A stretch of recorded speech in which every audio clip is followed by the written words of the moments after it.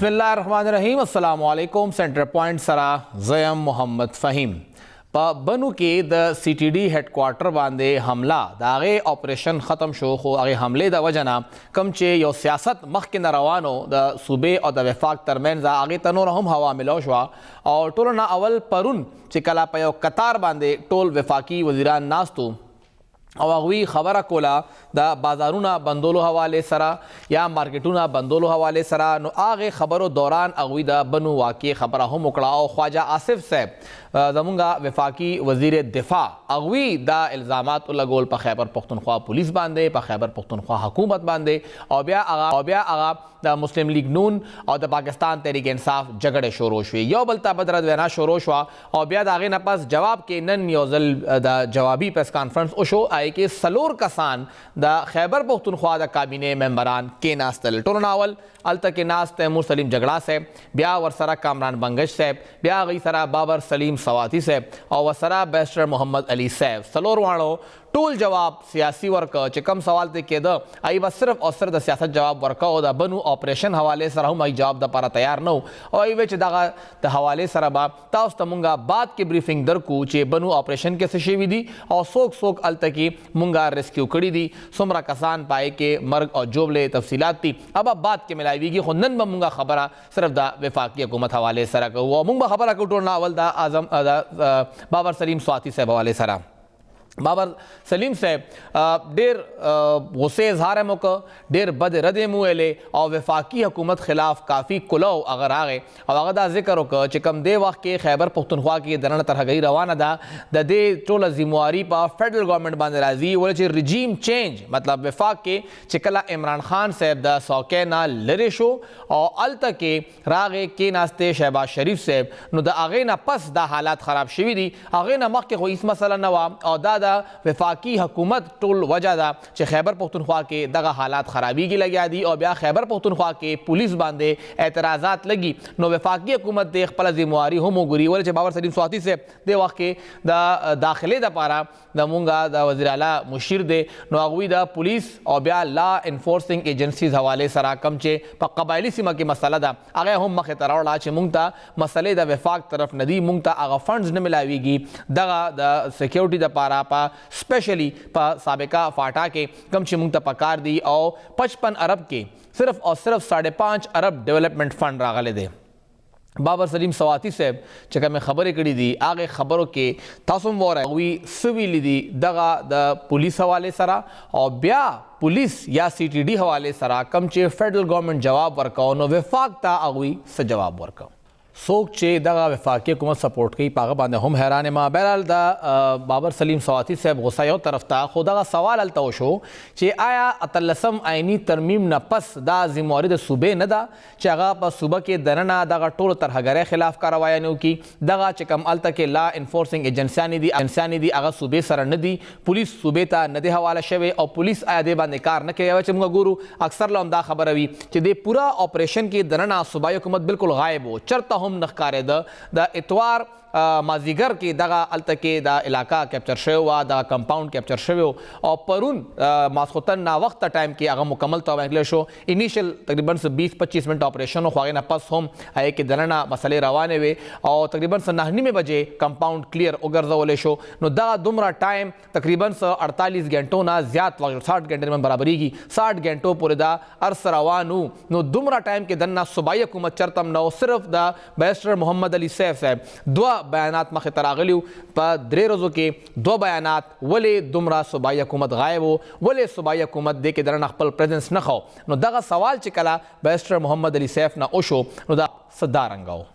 دا انسرجنسی دا او دغه انسرجنسی یا دغه شورش یا دغه بدامني د صوبایي حکومت ذمواري نه ده. هغوی دا هم یاده کړه چې خلک وایي چې مونږه معلومات درکول، خو چې کله یو ځای کې یو کمپاؤنډ کې دننه اپریشن روانو هلته کې انتهایی حساس معلومات او چې کوم دا کمپاؤنډ نه بار خلک دي مونږ د هغوی دپاره کله هم میډیا باندې هغه انفارمیشن نه شیر کوو کومه چې هلته مسله جوړوي، ځکه هغه ځای کې میډیا باندې بلیک آوټ پکار وي چې کوم هلته دننه محصور خلک وي هغه هلته محفوظه وي چې کوم هلته اپریشن کولو والا وي هغه ته اندازه وي او دا مسله موږ ته تقریبا نن 14 کاله اول چې کله په جی ایچ کیو باندې حمله شوی وه په پینډای کې نو هلته کې به میډیا هر یو موو د سیکیورټي ادارو هر یو موو لایو خو چې اوس دا خلک په دې لاړل اوس دلته راړل دا کار کې لګیا دي نو هغې نه دننه ناست چې کوم ترهګرو هغوی ته فایده میلاوې ده د هغوی ملګري کوم چې بار ناست هغوی به هغوی ته فیډ ورکو چې دا کسان بار دغه پلانینګ کوي لګیا دي نو چې کله داسې یو ځای کې کمپاونډ کې دننه دا حمله وشي نو بیسټر صاحب دا خبره وکړه چې موږ معلومات نشو شیر کولی هغه وخت کله پورې چې کمپاونډ کلیر شوي نی کله پورې اپریشن مکمل شوي نی او چې کله اپریشن کلیر شو تاسو ته به سبا پورې آی ایس پی آر طرف نه چې کوم متعلقه د پاک فوج اداره ده تعلقات عامه دپاره اب ډیټیل شیر کړي او هسې هم نن یو بیان هم مخې ته راغی د ډي جي آی ایس پی آر طرف نه چې دغه صورتحال څنګه او بیا یې کې څه شوي دي احمد شریف صاحب طرف نه خو بهرحال هغوی دا خبره وکړه چې زموږ دا کار نه دی زموږ کار هلته کې چې کوم دا غلا کېږي لګیا ده یا هلته کې دننه مختلف امن و امان صورتحال دی هغې سره زموږ کار دی سو جرم وشي جرایم وشي خو زموږ کار ترهګرۍ سره نه دی هغه د فیډرل ادارو کار دی سوال هم دغه وشو چې تاسو پولیس ته ډېر زیات اختیارات ورکړي دي او بیا پولیس تاسو کنټرول کې هم نه راځي او بیا د پولیس دا کارکردګي ده چې هغه ترهګر سره مقابله نشي کولی نو بیا تیمور سلیم جګړه صاحب هم هلته کې ناستو او اختیاراتو حوالې سره یا هغوی ته ډېر زیات اختیارات ورکولو حوالې سره تیمور سلیم صاحب دی کې دا خبره هم وکړه چې کومه خبره وفاق طرف نه کیږي نو وفاق تل خپل ګریوان ته هم وګوري او وی الزام هم ولګاو چې فیډرل کې دی وخت کې چې کوم څلور یا 15 ایم این ایز ناست دي دا قبایل هغوی ته وفاقي حکومت ایک ارب روپے د هرې حلقې دپاره وعده کړې ده خو هغه ایک ارب په بدل کې کم چې زمونږ تقریبا سره پاسه 50 ارب روپے د قبایل ډیولپمنټ فنډ هغې ایثار کړی دی هغې هلته کې سودابازي کړې ده دغې 50 اربو روپو په بدل کې صرف ته 1 ارب روپو او دا یې هم وې چې دغه وفاقي حکومت به ته 1 ارب روپۍ هم نه ورکوي خو بهرحال یو خبر دا هم وشوه چې نن وزیر اعلی محمود خان صاحب 1 ارب روپۍ په فوري توګه باندې جاري کولو منظوري ورکړه کاونټر ټیرریزم ډپارټمنټ خیبر پښتونخوا ته چې کوم مونږه پرون پروګرام کې خبره کړې وه هم هغه ټول اکوپمنټ چې کوم تقریبا هغې ته څه کم 90 ارب روپۍ 90 کروڑ روپۍ پکار وې نو 10 کروڑ په اضافي ورته میلاو شوې 1 ارب روپۍ سبا به هغوی ته را ټرانسفر شي او بیا به ہوم ډپارټمنټ څومره هم هغوی ته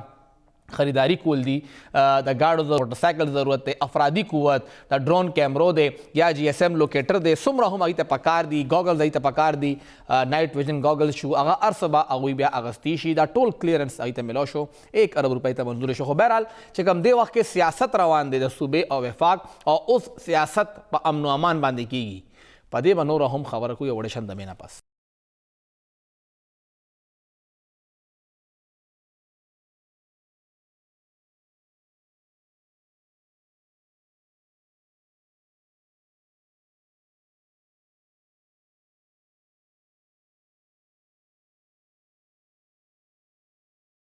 تاسو ته پروګرام کې یو ځل بیا هرکلی وایو او هر یو ځای کې خبره همدا ده چې د خیبر پښتونخوا د وخت کې سیکیورټي ذموار څوک دی د چا ذمواري ده د خیبر پښتونخوا سیکیورټي کم ځای کې سیکیورټي ده او کم ځای کې سیاست کیږي د حوالې سره نن څنګه موږ د مینال خبره وکړه څلور د کابینې ممبران ناستو ای پریس کانفرنس وکړ او ټوله په خبر میډیا مونږ هم تلیو چې هلته به خاص خبره کیږي خو خاص خبره یو سایډ ته لاړه ټولې خبرې صرف د وفاقي حکومت خلاف وشوې او هلته کې موجود سینئر صحافي تجزیه کار او د دنیا نیوز پېښور کې سینئر کورسپونډنټ سمین جان صاحب هم موجود او د وخت کې موږ سره ټلیفون د لارې هم موجود دي سمین جان صاحب ډېره شکریه یو خو سر دا راته ووایه چې کله دغه دعوتنامه چې انتهایی اهم پریس کانفرنس دی او د بنو حملې حوالې سره به هم هغې کې ډسکشن کیږي چې تاسو هلته لاړی کېناستی تقریبا یو ګنټه هلته مونږ تېره کړه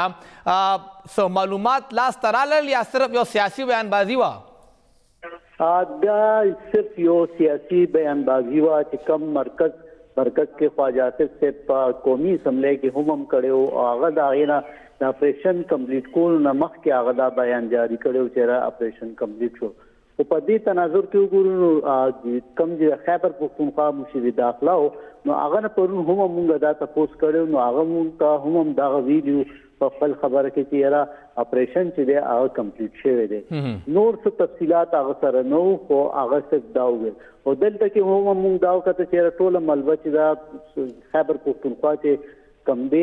حکومت هغې په وفاق باندې اچوله چې یاره دا سیکورټي ذمهداریانې چې دا د وفاق دي خو که 18وي ترمیم کې مونږ وګورو نو هغه ټولې ذمهداریانې چې لا اینډ اډر چې راځي په خیبر پښتونخوا کې د هغې ذمہداري په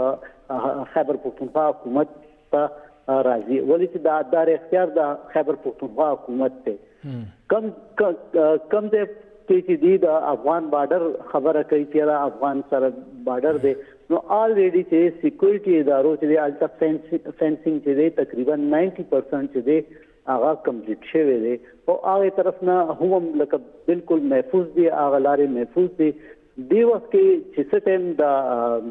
کم ماوینه خصوصي اطلاعاتو هغه په کم کیپیسټي کې تللی په طالبانو سره چې هلته چې ټي پي سره چې کم مذاکرات کړي د هغې جواب هغې سره نشته چې یاره موږ په کم کیپیسټي کې هلته تللي وو، هغې سره موږ مذاکرات کړي او بیا هغې دلته راغلي وو، بیا سوات کې حالات خراب شو، بیا په لکي کې په میرانشاه کې او داسې د صوبې نورې ضلعو کې او په بنو کې هم خصوصا طور چې دا او دې وخت کې دا تانه چې کوم سی ټي جي ده دا د خیبر پښتونخوا د پولیس ته او د سی ټي جي ده، نو په هغې کې دا واقعات شو او دلته چې دی هغه سی ټي جي چې کم دلته چې واقعات کېږي نو هغې تناظر چې موږ ګورو پنجاب کې کم دي او دلته چې دي هغه زیات دي. وجه همدغه د دین دا ومنل چې هغې سره کم اسلحه چې دا کم اکوپمنټ چې دی هغه ورسره په هغه بنیاد نشته چې کم په مرکز کې او په پنجاب کې هغې سره موجود. سمین جان صاحب که موږ وګورو نو چې کومه سی ټي ډي طرف نه مطالبه وه یا هغوی تقریبا 2 هفتې وړاندې یو سمري هم موو کړې وه د ہوم ډپارټمنټ ته درخواست کړی ته موږ ته 90 کروڑ روپۍ پکار دي ټول اکوپمنټ اغستو دپاره او هغه هر څه په ځای ایثارو نه فارورډ کېدل. نن تیمور جګړه صاحب وایي چې موږ 1 ارب روپۍ منظورې کړې او دا به سبا ورکو، نو آیا سی ټي ډي ته د دغې واقعې نه اول دا پیسې نه شوې ملاوېدې؟ دا دومره مالي بحران چې اوسه پورې و یو ورځ کې دننه څنګه ختم شو چې 1 ارب روپۍ جاري شوې؟ اصل کې فهیم صاحب زه یو خبرو کوم دا اوس هم تیمور صاحب وایي چې موږ ورته جاري کو، خو دا مشکله غوندې راته ښکاري په خزانې کې پیسې دیشي اړوشته دي نه تنخواګانو لپاره چې دي 1 یونټ کم دي چې کم هغه جوړ کړی دی په هغې په تحت باندې دي چې هغه پیسې روړي او هغه تنخواګانو ده هغه هم 30 نه 32 ارب روپۍ جوړېږي تقریبا او هغه هم به تنخواګانو مد کې به هغه دي ورکوي خو هغه هم ولې چې 42 ارب روپو نه زیات چې تنخواګانو مد کې پیسې جوړېږي. نو دې وخت کې دا نه ښکاري چې یاره دوی دا 1 ارب روپۍ سی ټي جي ته چې دا هم دوی ورکړي. مشکله راته ښکاري او سی ټي جي چې کومه مطالبه کړې او کم بجټ کې چې دوی نن په پریس کانفرنس کې دا وایي چې موږ دومره ارب روپۍ چې سی ټي جي ته ورکړي 2 کالو کې موږ ډېر زیات ورکړي، نو د دې نه ظاهرېږي چې هغه کرنټ بجټ دی ډیولپمنټ بجټ د بالکل سیلریز چې کم دي. نو سیلریز کې پولیس تعداد خودي زیات کړی دی او سیلریز بجټ چې هغه زیات شوی دی. دا کم چې د هغې د سامان دی د اسلحې دی یا نور څه ګاډي دي نو هغه نه دي زیات شوی دی وخت کې هغه هماغه شانتې کم په کمه دي. او سر بیا دې کې درنه ته کوم خبره مو کړه نن 4 واړه کسان کېناستل او دا خبره ته هم وشوه چې آیا اسمبلی تحلیل کیږي او که نه؟ تاسو ګڼئ چې 13 دغه میاشت کې دننه د صوبایي حکومت چې کوم طرز دی آیا د حکومت دیم او که نه هغوی اسم روان دي چې مونږ کار وکړو او که نه کړو؟ تاسو دغه طرز د حکومت والا ښکاري؟ بالکل دا فهیم صاحب تاسو خبره بالکل درسته ده د دې فرض دي خو دې ته پکار دا دي ولې چې تاسو وګورئ نو وزیر اعلی صاحب خپلې دورې ډېرې زیاتې وکړي په مختلف اضلاع کې او په اربونو روپو چې پروجیکټ چې دی د هغې اعلانات وکړو د هغې افتتاحګانې وکړې تقریبا د هغې سنګي بنیاد یې کېښودو او دې وخت کې وزیر اعلی چې دی هغه هم اوس دې وخت کې لګیا دی په پېښور کې لکه چې څومره پروجیکټ دی د هغې افتتاحګانې کوي. نو دې نه خو د دې ظاهر دی چې عمران خان صاحب چې کومه فیصله کړې ده نو هغه څه ټایم هم کېدای شي هغه امپلیمنټ کېدای شي خو دې پنجاب ته اوس اشار دي چې پنجاب کې څه وشي که پنجاب کې حالات ټیک شو هغه اسمبلی ماتېږي نو بیا به خیبر پښتونخوا کې ماتېږي یعنې بیا خیبر پښتونخوا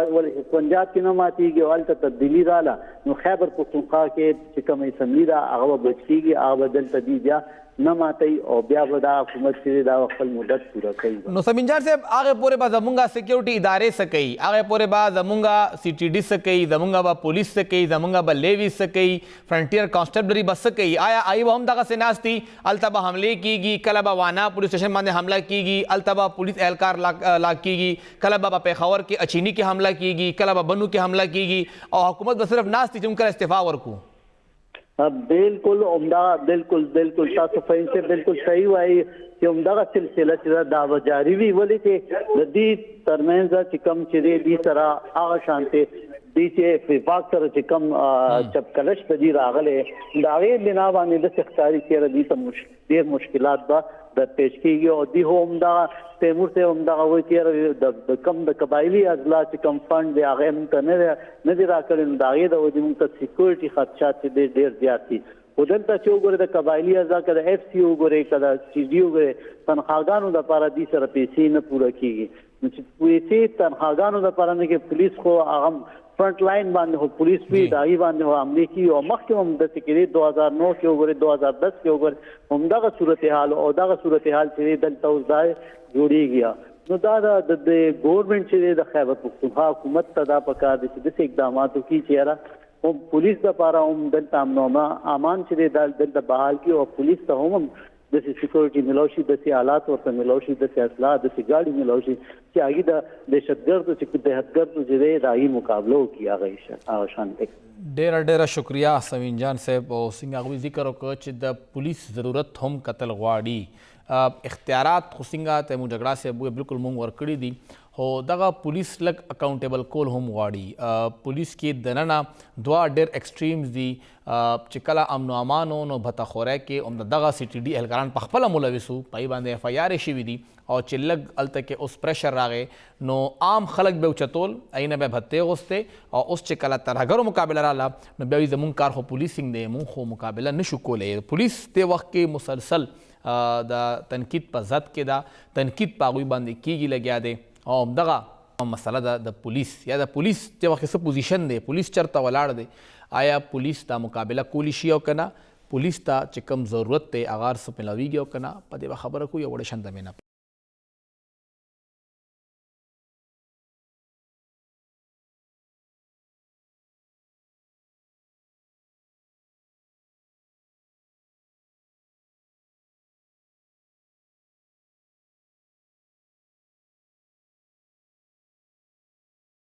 تاسو ته پروګرام کې یو ځل بیا هرکلی وایو او لږه خبره دا هم پکار ده چې کوم پولیس دپاره مونږ د سهولیاتو خبره کوو کوم پولیس دپاره مونږ د وخت کې د فنډس خبره کوو کومه سی ټي ډي دپاره مونږ د آلات خبره کوو آیا دا آلات به هم هلته استعمالیږي چې د چا خلاف مونږ هلته ورکو لګیا یو یا که دې کې به بیا عام ولس ځپلي کیږي ولې چې سی ټي ډي خلاف بل چرته نه همدغه د پېښور په پولیس سټیشن کې مقدمه درج شوې وه چې بتخوری کې د سی ټي ډي خپل اهلکاران ملوثه دي دغه کوهاټ کې چې کوم پولیس اهلکاران وایي خلاف په خپله خپل پیټي بند پولیس والا اف آی آر ته مجبوره شو دغه پېښور کې د عامر تاکالي کیس د بل چا نه همدغه پولیس نه روان شوی و او د پولیس کنټرول یو ځای کې هم نشته دې واقع خبر راځي چې موږ سره پبلک سیفټي کمیشن پولیس ایکټ 2017 خبره تیمور جګړه صاحب وکړه خو آیا پولیس ایکټ 2017 کې دننه چې کوم پبلک سیفټي کمیشن و چرته دی نه خو موږ سره د صوبې په لیوله کمیشن شته او نه موږ سره ډسټرکټ په لیوله کمیشن شته که یو کس د پولیس نه ځپلی کیږي پولیس هغه سره زیاتې کوي پولیس هغه سره ظلم کوي نو اب چرته ځي او پولیس ظلم کوي دې کې شک نشته دی تاسو اخبار راواله داسې یو اخبار هم نشته چې هغې کې روزانه د چا نه چا ګیله نه وي اکثر لا عمدا ګیله وي چې زمونږ د علاقې ایس ایچ او زمونږ د علاقې سب انسپیکټر زمونږ د علاقې ډي ایس پی هغه یو پریشر ګروپ سره یو ځای شوی دی زمونږ خلاف دا هر څه کوي لګیا دی او مونږ تنګۍ لګیا دی زمونږ خلاف دا کیسونه وخت راغلي دي چې هغوی باندې ډرګ کیسونه جوړ شوي دي هغې باندې اف آی آر شوي دي غلط اف آی آر شوي دي او هغوی بیا عدالت ته ځي نو پبلک سیفټي کمیشن چېرته دی چې دغه پولیس ته اختیار هم ورکړي پولیس ته فنډ هم ورکړي پولیس ته دا آلات هم ورکړي او بیا پولیس جوابدeh هم کړي چې تاسو دا فنډ تاسو دا اختیار تاسو دا ټول څومره هم عیش و آرام دی عشرت دی دا صرف دې دپاره دی چې دا ولس محفوظه کړي نه چې تاسو خپل ځان محفوظه کړئ او نور له سایډ ته پاتې شي کوم دې وخت کې زموږ د پولیس ایکټ دی 2017 هغې کې دننه صوبایي حکومت دومره سنجیده دی چې هغې کې چې کوم پبلک سیفټي کمیشن ډسټرکټ لیول باندې دی هغې کې ډسټرکټ ممبران شامل شوي دي او 2019 لوکل ګورنمنټ ایکټ کې ډسټرکټ ټیر ختم شوی دی او ډسټرکټ شته دی نه دغه قانون منظور شوی 3 کالو نه زیات وشو اپریل 2019 کې دا قانون پوره شو او اوس 4 کاله قانون هم پوره کېدو والا دی چې ډسټرکټ ټیر ختم ختم دی د پولیس ایکٹ تقریبا شپږ کاله پوره کېدو والا دي آیا اوسه پورې صوبایي حکومت دغه پولیس ایکٹ کې امینډمنټ وکړه چې ډسټرکټ ټیر نشته موږ به دې کې تحصیل ممبران شامل کو آیا هغه شامل شوي دي او که نه اوسه پورې بالکل دا نشته دی هغې سره موږ وګورو نو د پبلک سیفټي کمیشن چې کله پورې فعال نی نو بیا پولیس نظام هم نشته اختیار بالکل هغوی له ورکول پکار دي او ورکړی هم دی او هغه اختیار سره سره هغوی جوابدeh ګرځول هم پکار دي دغه سی ټي ډي بالکل هلته کې موجود دی دې وخت کې سی ټي ډي ته 1888 تقریبا 80 کسان پکار دي چې د هغې برتي وشي چې هغه انالسټ وي هغه الته ډیټا ګوري هغوی یو سیل ډیمانډ هم کړی دی چې الته کې ټوله ډیټا موږ ته راځي موږ هغه استعمال کړو خو هغه ډیټا انتهایي سینسټیو ده او هغه ډیټا هغې ته ولې اکسس نه میلاویږي په دې هم خبره پکار ده صوبایي حکومت ته په خپله هم خبره پکار ده ہوم ډپارټمنټ ته دا خبره بیا فیډرل ګورنمنټ سره هم چتول پکار دي خو چې دغه صوبایي حکومت ای سره خبره خو کی دای خو ای سره خبره تم تیار نه دي جواب کې پریس کانفرنس خو خو ای سره آیا خبره کیږي آیا ای سره رابطه کیږي لګیا دا بالکل هم نه نن ته مو جګړه صاحب ګیله وکړه چې موږ ته دې وویلی شي چې دا فیډرل چې کوم منسټرز دي کم یو خیبر پښتونخوا ته راغلی دی چې کم راغلی دي تاسو ویلکم کړي دي بالکل هم نه صوبایي حکومت دې وخت کې سیاست کوي لګیا دی فیډرل ګورنمنټ دې وخت کې سیاست کوي لګیا دی د دوی سیاست د وجه نه د خیبر پښتونخوا د پنجاب د بلوچستان د سند د پورا پاکستان ولس د وخت کې ځپلې کیږي لګیا دی او همدغه ځپلې کېدل دغه ظلم دغه زیاتې چې کوم ولس سره کیږي د هغې جواب به همدغه منتخب حکومتونه ورکوي منتخب نمایندې به ورکوي سترګې نشي پټولی نه خو خیبر پښتونخوا حکومت دا ویلی شي چې جی مونږ خو څه نشو کولی دا هر څه فیډرل ګورنمنټ سره وو او نه فیډرل ګورنمنټ دا ویلی شي چې زموږ اختیار نشته دی دا تر غونډ صوبې سره دی د دواړو ذمواري ده د دواړو ډومین دی دواړو ووټ اخیستی دی په یو ځای کې څنګه چې یو ایم این ای او یو ایم پی ای دواړه خپل لارې کوڅې پخولی شي یو ځای کې هغې فنډ استعمالولی شي یو ځای کې هغې برتي کولی شي هغې ته خپل خپل شیر میلاویږي نو دا ذمواري هم بیا د هغوی دا یو واضح حقیقت دی چې کوم ډیولپمنټ فنډ لګي هغې کې دننه د ایم این ای خپله حصه وي د ایم پی ای خپله حصه وي د هغې ځای اے سی د ډي سی ټول خپله حصه وي نو بیا د امن و امان د وجه نه چې کومه مسله راځي د هغې ذمواري هم همدغه ایم پی ای ایم این ای باندې راځي د هغې ځای منتخب نماینده باندې راځي او د صوبې او د ملک چیف ایگزیکټیو باندې راځي نن محمود خان صاحب دا وایي چې وفاق موږ نه فنډ ایثار کړی دی څومره فنډ ایثار شوی دی دا فنډ چې کوم موږ نه هلته پاتې شوی دی دا فنډ هغې دپاره نشته چې موږ امن و امان صورتحال برابر کړو خو دې لپاره شته چې وزیر اعلی صاحب په پوره صوبه کې ګرځي او هر ځای کې فیته کټکۍ لګیا دی دغه فیته کټکول نه پس چې څومره فنډ پکار دی آیا صوبې سره شته نشته هغه فنډ نشته نو بیا به تاسو څه کوئ هغه صوبه دې وخت کې چې خپل مینجمنټ نشي کولی 500 ارب روپۍ بل چانه همدغې صوبې پېښور ډیولپمنټ اتھارټي په خپله آیډنټیفای کړي دي چې موږ سره د 500 ارب روپو داسې علاقې شته چې موږ خرڅولی شو صوبې ضرورت دې وخت کې 40 نه 42 ارب روپۍ ماهانه دی د یو کال خرچه 400 ارب روپۍ جوړیږي 420 430 ارب جوړیږي ولې نه خرڅېږي هغه جایدادونه ولې چې کې دننه هر چا خپل خپل سټیکس دي یا کې دننه هغوی هغه جایداد مونټایز کوي هم نه خرڅول لرې خبره مونټایز کول پکار دي هغه هم نه کوي نو دغه صوبه چې کوم دی وخت کار کوي څنګه چې سمین جان صاحب وویل چې دوی صرف ډے ټو ډے افیر ګوري هغوی اډ حکومت ښکاري نه صرف دې ته ناست دي چې خان صاحب به کله وایي چې اسمبلي ماته کوي او دوی به د اسمبلي ماته کوي نو مقصد دې وخت کې دا نه دی چې مونږ دې خوا ګورننس وکړو مقصد صرف دا دی چې مونږ ګورنمنټ وکړو حکومت وکړو فنډ استعمال یوټیلایز کړو خپل خلکو له نوکریانې ورکړو او بیا دوباره اقتدار ته راشو دغه امن و امان صورتحال دې دپاره نه دی دې دپاره سنجیده سوچ پکار دی چې هغه موږ ته ښکاره شي او هغه سنجیده سوچ دې وخت کې موږ ته نه په وفاق کې ښکاري او نه په صوبه کې ښکاري یو له شان دمه اخلو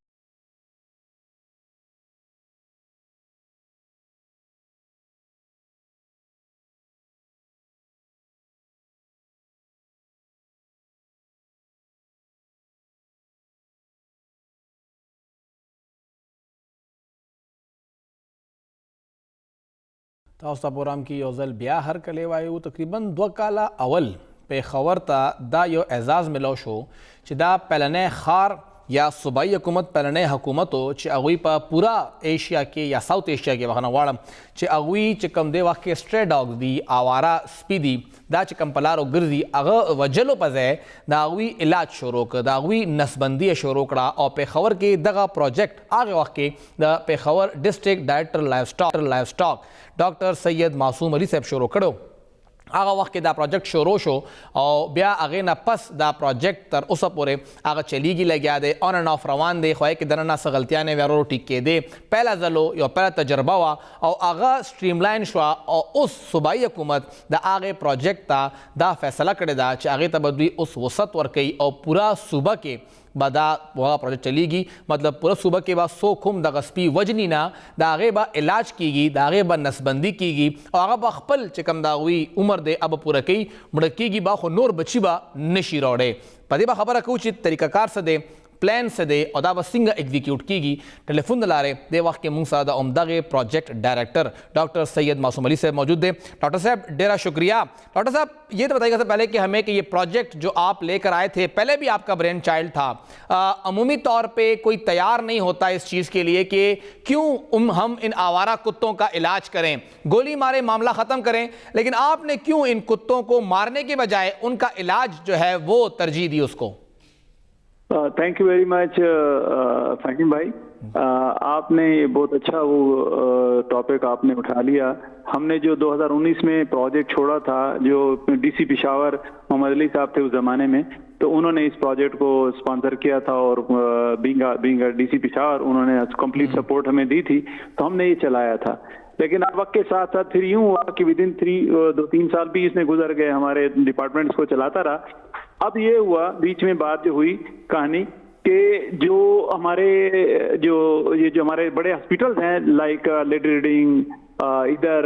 خیبر ہو گیا اور کمپلیکس ہو گیا, تو ہم نے لیڈی ریڈنگ سے ہم نے ڈیٹا اٹھایا پچھلے 1 سال مطلب سال پہلے, پچھلے 2 سال کا 3 سال کا, تو اس میں جو گراف تھا پہلے جو ڈاگ بائٹ کیسز تھے وہ 8,000 کے قریب تھے, پھر وہ کم ہو گئے 6,000 ہو گیا, پھر وہ 4,000 تک آ گئے. تو اٹ مینس جو ہم کام کر رہے تھے پشاور کے لیول پہ, تو اس پشاور کے لیول پہ یہ جو ڈاگ بائٹس ہیں وہ کم ہونا شروع ہو گئے. تو جو ہم نے نسبندی کا سسٹم یا وہاں پر نیوٹرنگ کا جو کام کر رہے تھے, جو ہم نے 1,500-2,000 ہم نے کیے, تو اس کا ہمیں یہ افیکٹ آیا کہ ادھر ڈاگ بائٹس آٹومیٹکلی کیس کم ہوئے. تو اسی کو دیکھتے ہوئے پریزنٹ گورنمنٹ میں ہمارے جو سیکرٹری صاحب ہیں ان کا بھی شکریہ ادا کروں گا کہ اس کو انہوں نے بڑا ہی اچھے طریقے سے اس کو پاس کیا, PC1 بنا, ڈی جی صاحب نے اس میں ہماری فل کوپریشن کی. الحمدللہ اب اس کا PC1 پاس ہو گیا ہے اور انشاءاللہ نیئر فیوچر میں ہم اس کو پورے صوبے میں اس کو امپلیمنٹ کریں گے, اور صوبے میں جتنے ڈویژنل ہیڈ کوارٹرز ہیں, وہ 7 ڈویژنل ہیڈ کوارٹرز ہیں, ان سب میں انشاءاللہ ہم اس کو جو ہے نا لانچ کریں گے. اور یہی سیم پروسیس جو یہاں پر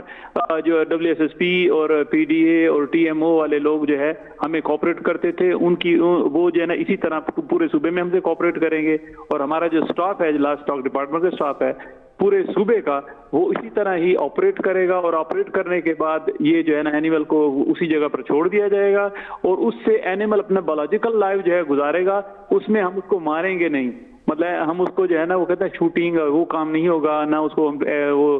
زہر دیں گے.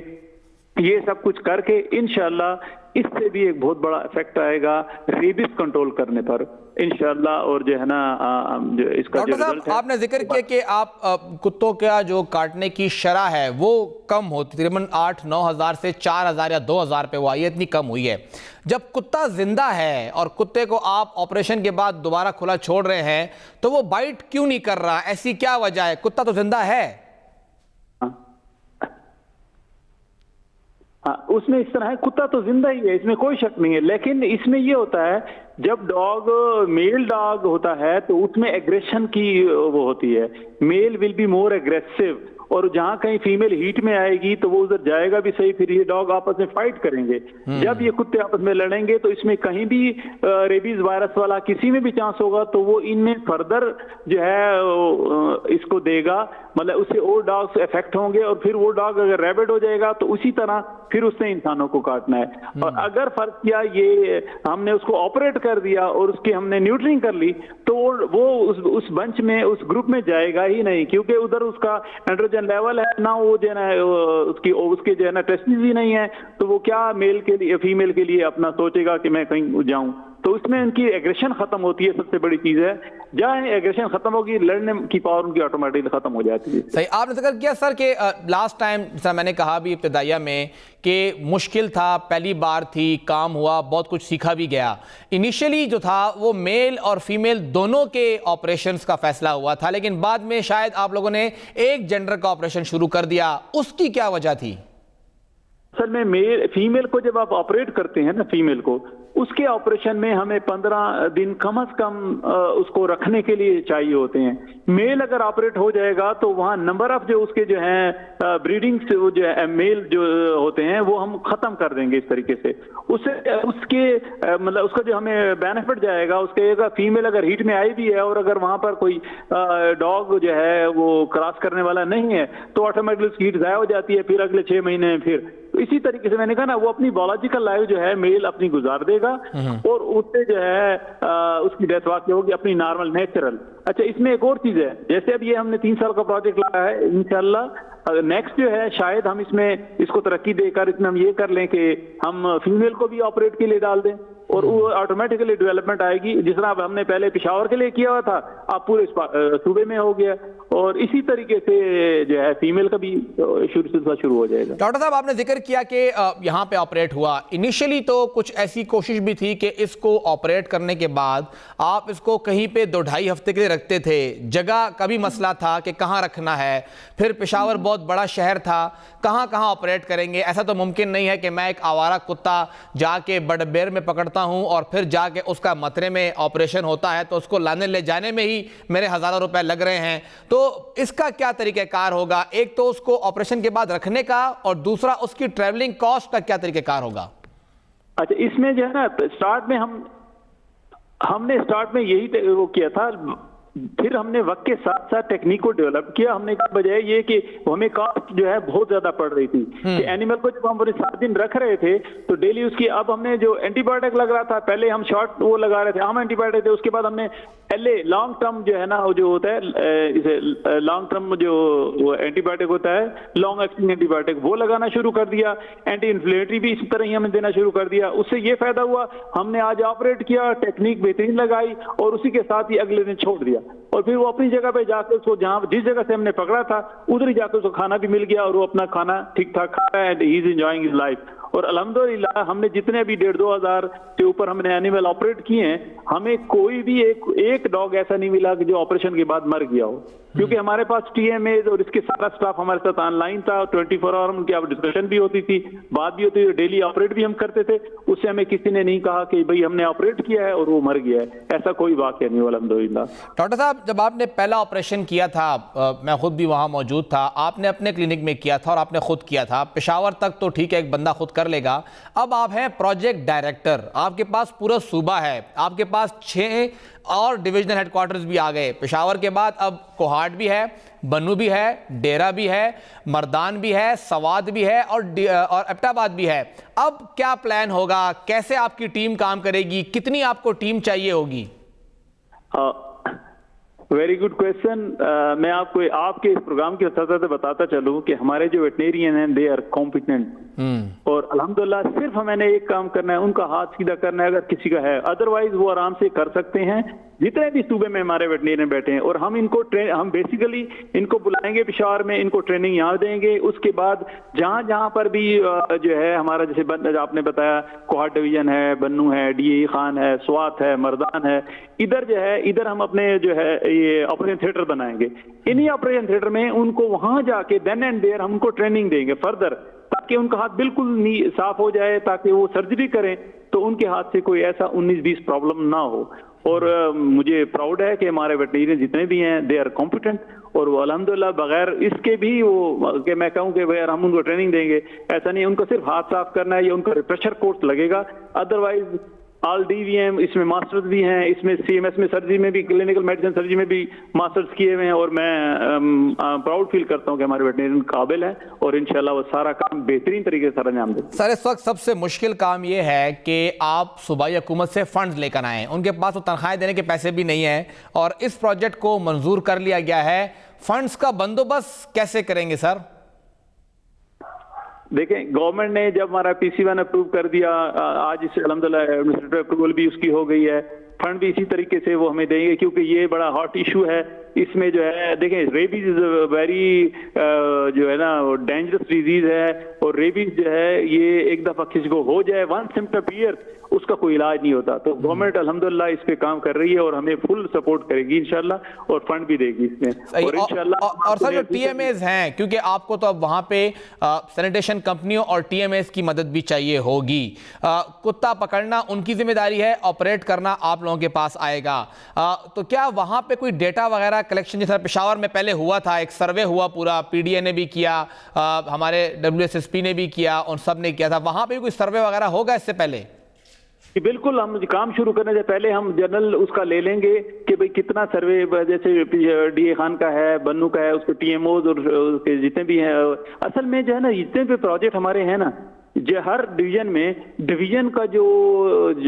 ڈپٹی کمشنر ہے نا, اس کی انڈرسٹینڈنگ پہ سارا کام ہوگا. ہمارا وہاں ڈویژن کا جو ڈائریکٹر ہوگا وہ وہاں پر اسپوکس پرسن ہوگا, اور ڈویژن میں ڈی سی صاحب جو ہے نا اس پہ ٹوٹل ہماری ان کے ذریعے ہی سارا کام کریں گے. پھر وہ سارا جس طرح ہوتا ہے کہ جب ہماری میٹنگز ہوا کریں گی تو ڈی سی صاحب بھی سارے اس کو اس میں آرڈر دیا کریں گے کہ بھئی آپ ادھر اس کی ہیلپ کر لیں, کیونکہ ظاہر ہے ٹی ایم او ہے وہ الگ ڈپارٹمنٹ ہے, ہمارا ایک الگ ڈپارٹمنٹ ہے, ہمارا تو کام آپریٹ کرنا ہے. تو وہ ڈپٹی کمشنر جو اس علاقے کا ہوگا, ڈویژن کا ہوگا نا, انشاءاللہ دے ول کوآپریٹ ود اس. صحیح ہے سر. جی آخری سوال سر میں کرنا چاہوں گا, یہ جو ہم اب کتوں کی بات کر رہے ہیں تو ظاہری بات ہے کہ یہ آپ نے 3 سال کا پروجیکٹ بتایا کہ 3 سال یہ چلے گا. کیا ممکن ہے کہ جتنے بھی آوارہ کتے ہیں ان کو 3 سال میں پوری طرح کور کر لیا جائے؟ کیونکہ یہاں پہ ایک اور مسئلہ بھی ہے کہ آپ اگر پشاور میں آپریشن کر رہے ہیں, مردان میں کر رہے ہیں, کوہاٹ میں کر رہے ہیں, تو صرف وہاں کتے نہیں ہیں, ہنگو سے کوئی بھی آوارہ کتا کوہاٹ آ سکتا ہے, کرک سے بھی آ سکتا ہے, پشاور میں چارسدہ سے, نوشہرہ سے آ سکتے ہیں. تو یہ تو ایک نان اینڈنگ پروسیس ہوگا. کیا طریقہ کار ہے اس کا کہ جتنے بھی کتے ہیں ان سب کو جو ہے وہاں پہ آپ لوگ اس کا آپریشن کر لیں؟ جی بالکل, میں آپ کو میں آپ کو کہوں گا ویری گڈ کویسچن. ہوا یہ کہ ہم نے پشاور, میں آپ کو پشاور کی مثالیں بار بار اس لیے دوں گا کہ ہم نے سٹارٹ ہی پشاور سے لیا, تو پشاور کے تحت کام کریں گے. پشاور میں یہ تھا, ہم نے پشاور میں اپنا یہ پہلے ہم نے اپنے وہ آپریشن تھیٹرز بنائے. اس کے بعد آپ نے دیکھا ہمارے پشاور میں ایک ہم نے گاڑی بنائی ہے, موبائل جو ہے یہ اس کی او ٹی بنایا تھا ہم نے ڈاگس کے لیے. آپ نے شاید وہ دیکھی ہوئی گاڑی ہماری, بالکل, تو موبائل او ٹی. تو وقت کے ساتھ ساتھ اس میں ڈیولپمنٹ آئے گی تو آٹومیٹیکلی ہم انشاءاللہ وہاں پر موبائل گاڑیاں بھی بنائیں گے اس کی, تاکہ وہ موبائل کے جو ہمارے جو کلینکس ہوں گے, جیسے ڈی اے خان میں ہے تو ڈی اے خان سے گاڑی ٹانک میں بھی چلی جائے گی, ڈی اے خان سے گاڑی جو ہے کلاچی میں بھی جاتی ہے, جہاں جہاں بھی ہوگا. اور انشاءاللہ میں نے کہا نا بیسیکلی ہمارے ویٹرینیئنز دے آر ویری کمپیٹنٹ, تو ان کے لیے کوئی ہمیں آپریشن کرنا کوئی پرابلم نہیں ہے. بس یہ تھوڑا سا جسے میں نے کہا اب پشاور میں ہمارے پاس گاڑی ہے, جو اب خیبر والے ہمیں کہیں گے یار ہمارے پاس یہاں پر پیٹس کا ڈاگس کا پرابلم ہے, ہم کہیں گے بالکل آ جاؤ جی, گاڑی ہماری یہاں سے چلی جائے گی. پشاور میں آلریڈی ایگزسٹنگ ہے, ہمارے پاس بنی ہوئی گاڑی کھڑی بھی ہے, او ٹی ہمارے پاس ہے, تو وہ وہاں بھیج دیں گے. چارسدے میں بھی جائے گا, یہاں سے نوشہرہ بھی جائے گی. تو اس طریقے سے جس طرح یہاں پشاور میں آلریڈی کام ہوا ہے, تو اس میں اس کے ہم ہاتھ مزید مضبوط کریں گے. اسی کے ساتھ ہی اسی طرح کی فردر ڈیولپمنٹ آئے گی وقت کے ساتھ ساتھ, اور انشاءاللہ یو ول سی نیئر فیوچر میں آپ کو رزلٹ آئے گا. بہت بہت شکریہ ڈاکٹر سید معصوم علی صاحب. تاسو اول چوي څنګه یو خار خو ټارګټ کړی دی دا خدا چې دغه و واړه ډیویژن کوارټر دی, باقی شپو کې به هم دا شروع شي لکه کوهاټ کې, بنو کې, ڈی آئی خان, ایبٹ آباد, سوات او مردان. خدا نه صرف دې پوری وی لکه د مردان سره ډیویژن کې ثوابي هم لګي, نو ثوابه کې به بیل نه جوړیږي. د مردان عمدغه یو موبایل وین بوي, ابا التزی او هغه به الته کې بیا آپریشنز کوي. که د پیښور مسله ده نو چارسده کې یا نوخار کې یا مومند او خیبر دا مونږ سره لګي, الته کې باغه موف کېږي. ڈی آئی خان سره ټانک لګي, الته کې تلی شي. جنوبي وزیرستان لګي, بنو سره لکی مروت لګي, شمالي وزیرستان لګي, کوهاټ سره بیا کرم او اکزیم لګي, او هنګو او کرک هم لګي. لکه داسې به دا پوره کېږي. او ظاهري خبره ده دا دې وخت کې چې کوم یو پلان دی, نوی پلان دی, پشاور کې سکسسفل دی, خو باقي صوبه کې دننه به لږ ټایم لګي چې دغه چې کوم آواره یا لارو کوڅو کې چې کوم سپي ګرځي, کوڅه ډب سپي ګرځي, د هغوی الته کې علاج کول او هغوی بیا الته نسبندي کول. ولې چې ډېر زیات خطرناک بیماري ده. داسې خلک شته په سند کې مونږ کتلي دي چې سپو خوړلي دي او بیا هغوی ته د علاج دپاره دوی هم نه میلاویږي. نو ولې مونږ د سپو خوړلو خلکو دوی غم کوو, همدغه سپو غم ولې نه کوو چې څوک ونه خوري. پروګرام وخت ختم دی, اجازت راکړئ, د الله پامان.